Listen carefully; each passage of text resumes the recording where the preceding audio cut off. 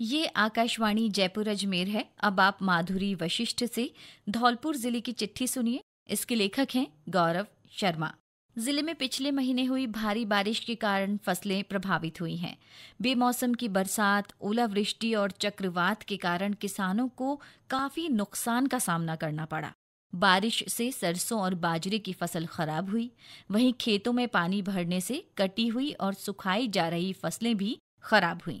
इसके साथ ही रबी की फसल की बुवाई में भी देरी हुई। राज्य सरकार ने प्रधानमंत्री फसल बीमा योजना के तहत इस नुकसान का मुआवजा देने की घोषणा की है। इससे किसानों को राहत मिलेगी और समय पर बीमा लाभ मिल सकेगा। पिछले महीने के आखिरी सप्ताह से ही धौलपुर में आबोहवा खतरनाक स्तर पर पहुंच गई। प्रदूषण नियंत्रण बोर्ड के अनुसार AQI 300 के पार बताया गया। शहर की हवा का स्तर धूल से काफी खराब बना हुआ है।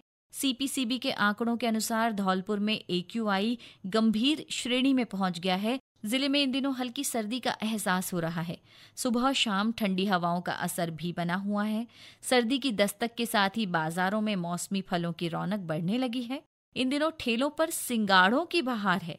वहीं जिला मुख्यालय से करीब 10 किलोमीटर दूर धौलपुर करौली हाईवे पर तालाबों में सिंघाड़े की खेती जोरों पर है। तालाबों में उगने वाला ये फल किसानों के लिए फायदेमंद साबित हो रहा है। स्थानीय लोग इसे पानी फल के नाम से भी जानते हैं।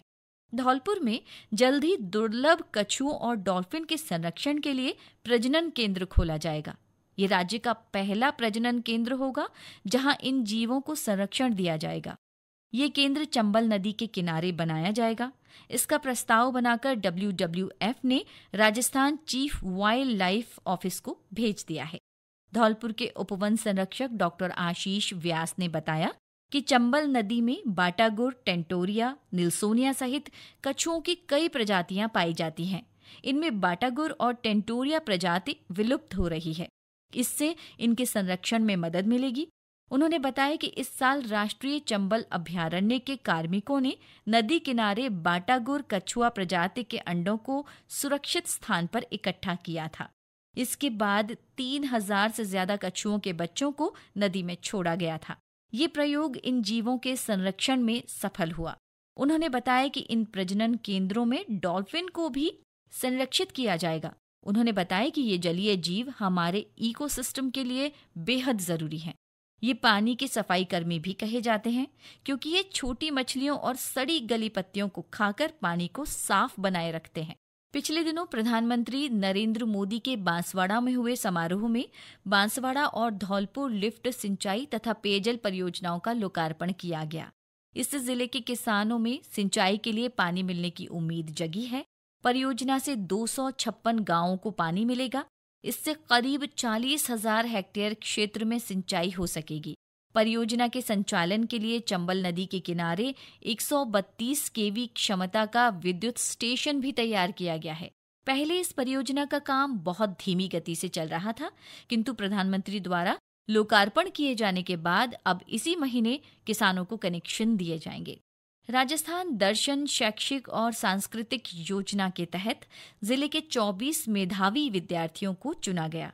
उन्होंने धौलपुर सहित 4 जिलों के ऐतिहासिक, सांस्कृतिक और प्राकृतिक धरोहरों का भ्रमण किया। उधर बीते दिनों धौलपुर में जिला स्तरीय एथलेटिक्स प्रतियोगिता का आगाज हुआ। पुलिस लाइन में 17 और 19 वर्ष की 2 श्रेणियों में हुई इस प्रतियोगिता में माध्यमिक और उच्च माध्यमिक कक्षाओं के विद्यार्थियों ने हिस्सा लिया।